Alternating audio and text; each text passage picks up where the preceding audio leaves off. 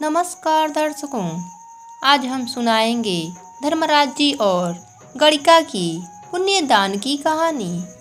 पूर्व काल की बात है। एक गांव में एक सुशर्मा नाम का ब्राह्मण रहता था। वह जन्म से ही खोटी बुद्धि का था। उसने अपने जीवन में केवल पाप कर्म किए थे। ब्राह्मण के मृत्यु के बाद धर्मराज जी उसे नरक में डाल दिया। नरकों की यातनाएं झेलने के बाद उस ब्राह्मण को बैल की योनि में जन्म मिला और उसे एक पंगु किसान ने खरीद लिया। वह पंगु उससे कठोर परिश्रम कराता और एक दिन उसने बैल को बिना भोजन दिए बहुत तेजी से चलाया और कमजोरी के कारण वह बैल मूर्छित होकर गिर पड़ा। वह तड़पने लगा। वह पूरी तरह से जीवित भी नहीं था, पर उसके प्राण नहीं निकल रहे थे और वह तड़प रहा था। यह देख वहाँ के लोग उसके पास आ गए और उसके चारों तरफ खड़े हो गए। सबने दया करके उसे अपना अपना पुण्य दान किया ताकि उसकी प्राण निकल जाए और वह कष्ट से मुक्त हो जाए, पर बैल पर कोई असर नहीं पड़ा। तभी वहाँ एक गणिका आई और सबकी तरह उसने भी अपना पुण्य दान किया। उसके पुण्य दान करते ही उस बैल के प्राण निकल गए। धर्मदूत उसे धर्मराज जी के पास लाए। गणिका के दिए हुए पुण्य के कारण धर्मराज जी ने उसे पाप मुक्त कर दिया और उसको एक श्रेष्ठ ब्राह्मण के कुल में जन्म दिया। पुण्य के प्रभाव से उस ब्राह्मण को पिछले जन्म की सारी बातें याद थी कि कैसे गणिका के पुण्य के कारण उसका भला हुआ था।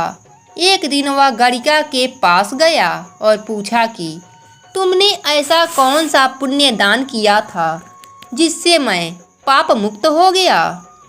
गणिका ने उत्तर दिया कि उसके घर एक पिंजरे में एक तोता है और वह पूरा दिन कुछ बोलता रहता है। मैं तो बस वही सुनती हूँ। मेरे स्मरण में मैंने कोई और पुण्य नहीं किया है। इसके बाद दोनों ने तोते से पूछा तो तोते ने अपने पूर्व जन्म की वृत्तांत सुनाया कि वह एक विद्वान ब्राह्मण था और उसे अपने विद्या पर अभिमान था। इस कारण वह अपने गुरुजनों का भी अपमान कर दिया करता था। इसलिए उसे इस जन्म में तोते का शरीर मिला, पर पूर्व जन्म के पाप के कारण उसके माता पिता से वियोग हो चुका था। और एक दिन मैं रास्ते में पड़ा था, तभी वहाँ एक ऋषि जा रहे थे और उन्होंने मुझे उठाया और अपने साथ आश्रम पर ले आए।